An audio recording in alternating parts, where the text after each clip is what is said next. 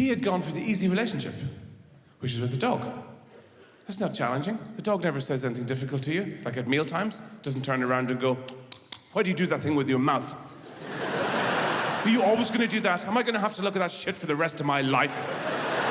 All the dog ever says is, I can't believe you came home again. I can't believe you came home again. Is that it? Is that all the challenge you want in your life?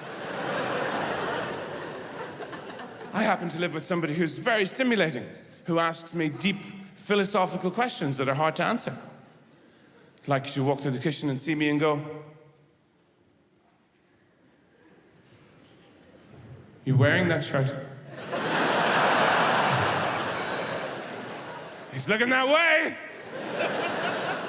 But we're going out. Out of the house. People will see me with you. Works out rather well for you. You look like you make a living fighting pigs in a hole. Put a different fucking shirt on. And I don't argue. I'm not good at the arguing thing. It's not my field. Some people are good at it. You know, somebody knows you. Don't argue with someone who really knows you, because they can just flip you, one-handed. She knows all the moves. We'll walk in. You're in a bit of a weird mood. Huh? There's no way you don't react to that. What do you mean? What do you mean? Huh? Well, look, you're being so aggressive. And then you sort of twig what's going on and you go, I am not aggressive. Well, you're very passive-aggressive. I am not passive-aggressive. Okay, but you're very defensive or something. I'll see you later when you're in a better mood. And you just left there going, ah! Very hard to think of a comeback. You're just using me for sex. And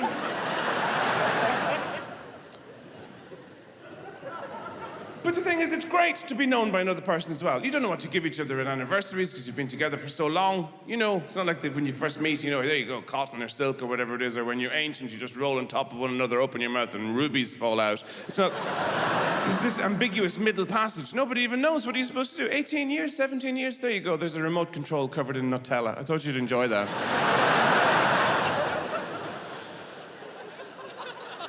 But you gotta work it out, you know. How are you gonna do it? I mean, what happens is you end up dividing tasks. You know, you're good at this, the other person's good at the other thing. My wife is, well, like one of her areas is, you know, the future. What that is, where it's happening, what time it starts, what's gonna happen in it. The past is also something she has made her own. What actually happened, who's responsible, how the crime shall be remembered. Sometimes while we're busy talking about something else. And my overwhelming resemblance to all the villains in history. But no, and also the present is something she curates. That is something she understands. But no one person can do everything. That's out of balance. In a relationship, you can't have that. That's, you know, it's stupid. So, I taste the crisps. There's a lot of new flavors out there now. Beetroot and vertigo. Horseradish and déjà vu. People don't know how to approach those sometimes. So you have to step in for them and tell them it's okay.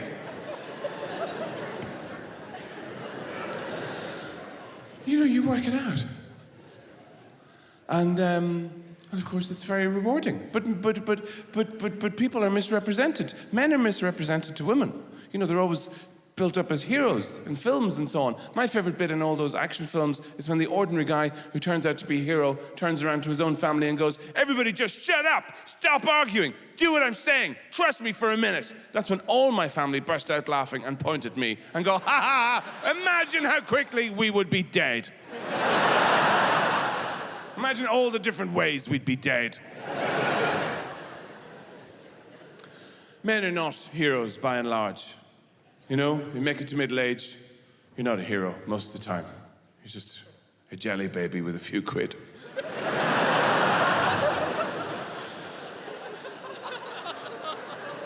And, you know, you just...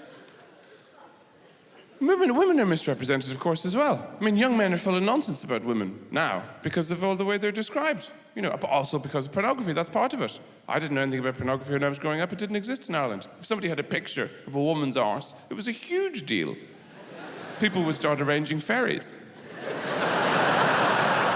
There were power surges in the infrastructure. Now, you wake up, you go, take the anal wallpaper away. I just want some Weetabix, please.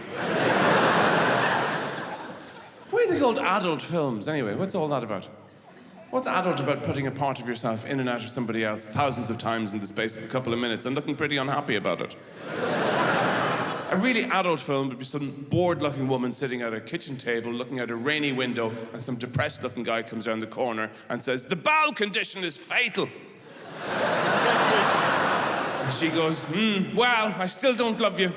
And then the end appears. That's an adult film. But women are misrepresented because a lot of young men are told about hot babes. Check out these hot babes. Look at these hot babes. Listen to these hot babes walking around on modern flooring surfaces. Look at them. Look at this hot babe over here taking her contact lenses in and out. Ooh, that's hot. What about this one? Look at her. She's thinking of moving to Shrewsbury. Saucy. What about this one over here on the bus staring at her feet, wishing they were a bit smaller? She's regretting that argument she had with her sister at Easter. Ooh, that's hot. All women are hot. Scientifically, they're hot because they all regulate their temperature in a totally different way to men. Now, this is the science section, okay? Some of you don't understand science. It will sound like generalizations.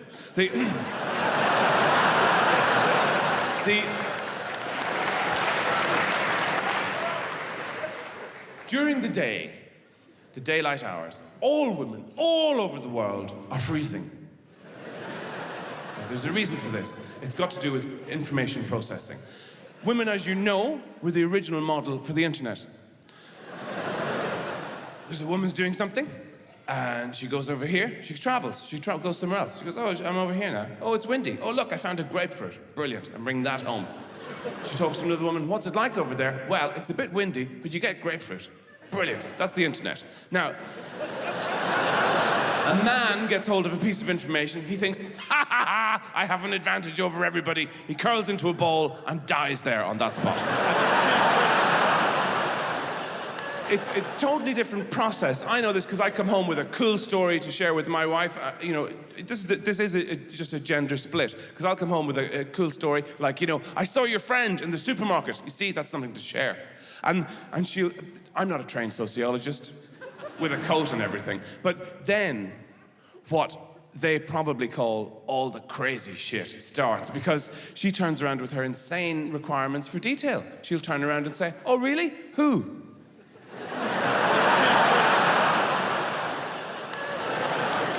I don't know. You have 4,000 friends. I have no idea. There was a woman I recognized. She has big hair. Oh, Angela. Yeah, I think that's her, yeah.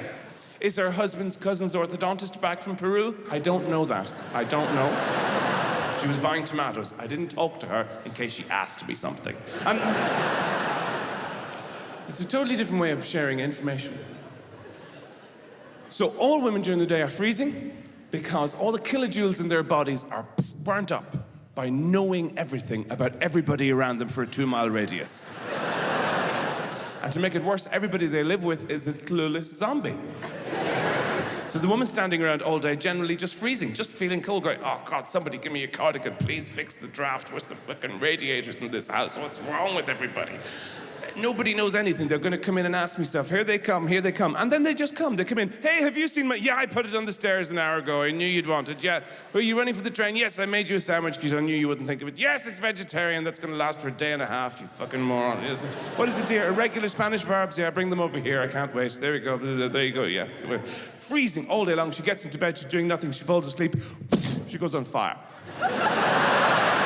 And then turns around and says, why did you never put your arms around me anymore? That's because I want them back. That's why. I don't want 2 charred stumps. Thank you very much. Nobody told me I was marrying fissile material. What are you burning in there?